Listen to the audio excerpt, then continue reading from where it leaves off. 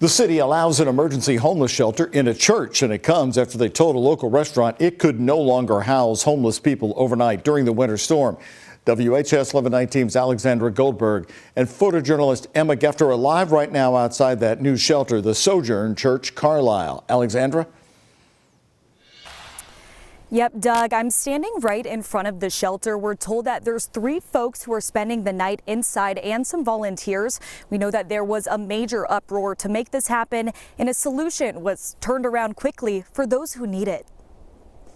Cereals for the morning, coffees that gets donated. This is the StrEatery food hall in the Beachmont neighborhood. Yesterday we went through all of it. We got backpacks filled with essential stuff. A restaurant in Louisville, SouthEnd, forced to halt its operations as an emergency overnight shelter after being issued this violation by the Louisville Fire Department. It reads, quote, discontinue use as a shelter immediately and remove all cots.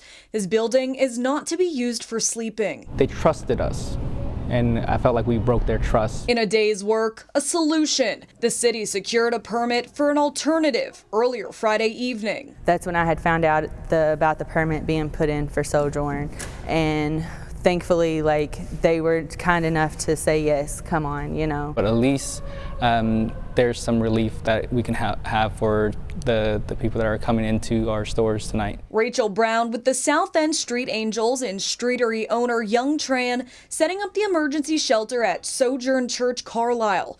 It's set up in this gym with cots to sleep. What was happening at the StrEatery, I think it brought immediate attention on what we need on this side of town.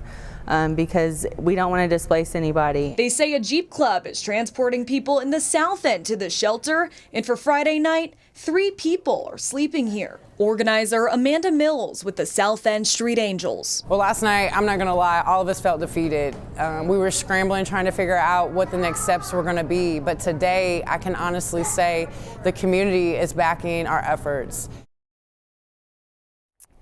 Well, the big question is, how did this all come together so quickly? We know that there was a major uproar about this, but we were told that 2 council members from Louisville's SouthEnd worked with codes and regulations to secure this church as the alternative location for the shelter. Live in the Jacobs neighborhood, Alexandra Goldberg, WHAS 1119 on your side. Doug.